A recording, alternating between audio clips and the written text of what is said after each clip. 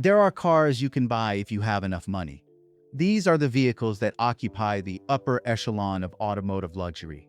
You walk into a dealership, you write a check, you drive away with something extraordinary. Then there are cars you cannot buy at all.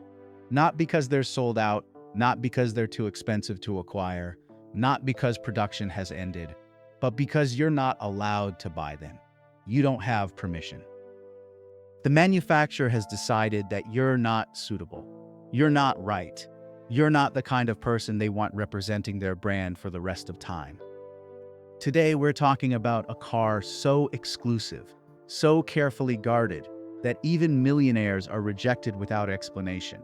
A car where money is just the first filter, the minimum requirement, not the deciding factor. This is the car only billionaires are allowed to buy. Most people think luxury is fundamentally simple. More money equals more access. Wealth opens doors. The wealthier you are, the more exclusive things become available to you. Spend enough money and everything is available. But at the very top of the automotive world, at the top of the automotive world, every time you operate, money stops being the deciding factor. Discounts are insulting. The manufacturer won't negotiate. They won't offer incentives. They won't try to convince you. What matters instead is who you are as a person, your reputation, your lifestyle, your history, the choices you've made, the way you live, the values you project publicly. This is where luxury becomes selective.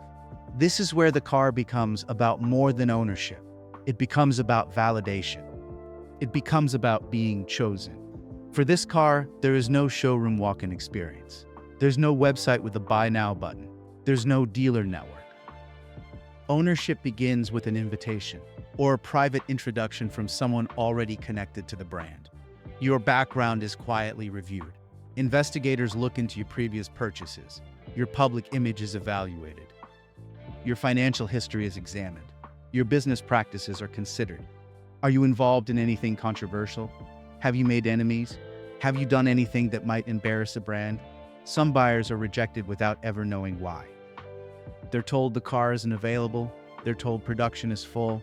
They're told to try again next year. But the real reason is that they don't fit the profile. They're not right. And that rejection is permanent. Once you're rejected, you stay rejected. The doors close. There's no appeal process. There's no way to change their mind. This car isn't built for new money. It's not designed for someone who just got rich and wants to spend it immediately. It's built for quiet power, established wealth, old money. Billionaires tend to keep their cars long-term. They avoid public controversy that might embarrass their acquisitions. They protect brand reputation fiercely. They understand discretion. They understand that flaunting destroys exclusivity. The manufacturer isn't simply selling a car. They're protecting a legacy. They're ensuring that every owner becomes part of the brand's story in a positive way. Every owner, whether they want to or not, becomes an ambassador.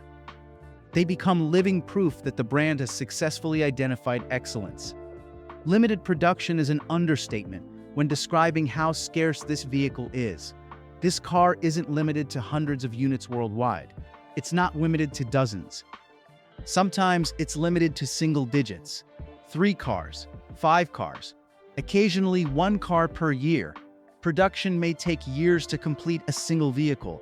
Each unit is customized from scratch based on the owner's unique specifications. Some versions are never repeated. Once that specific configuration is built and delivered, it's gone forever.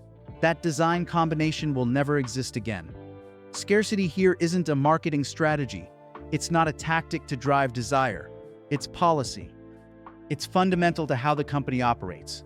The price tag might say a few $1,000,000, but anyone who understands this level of luxury knows that's not the real cost.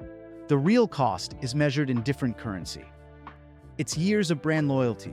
It's prior purchases that you maybe didn't want to make, but had to make to prove your commitment. It's maintaining relationships with the right people. It's saying no to publicity. It's turning down media interviews about your collection. It's keeping quiet about your ownership.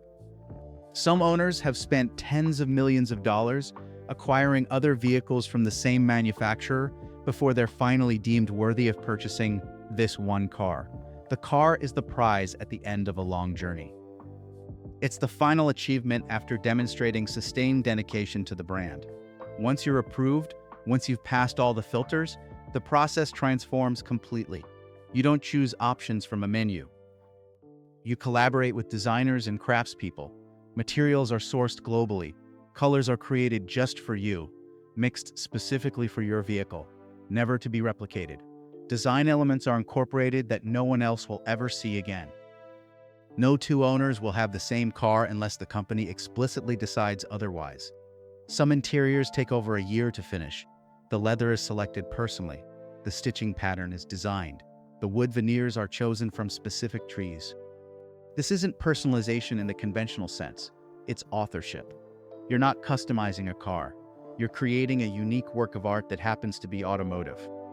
Here's the strange part that most people don't understand. Many of these cars are rarely driven. They rarely see the road.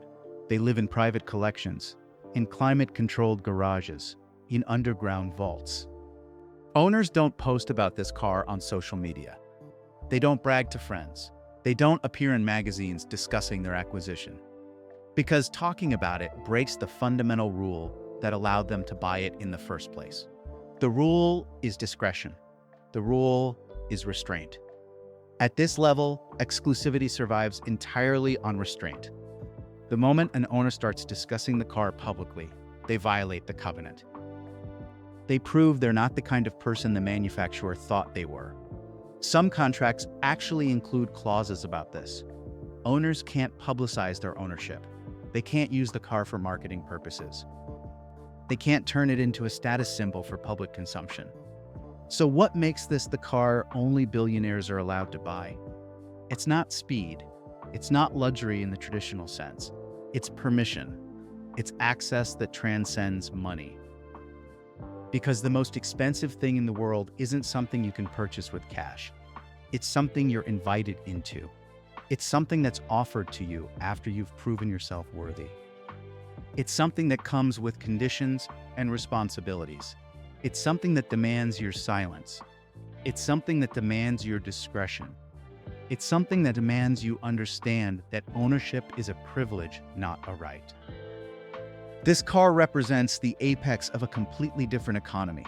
An economy where wealth is assumed, where money is irrelevant because everyone at this level has more than enough, where the currency becomes reputation, where the deciding factor becomes character, where exclusivity is maintained through careful curation of ownership rather than marketing, where the brand chooses the owners rather than the owners choosing the brand. And that reversal of power, that shift in who has authority over the transaction, that's what makes this truly exclusive. That's what makes this the car only billionaires are allowed to buy.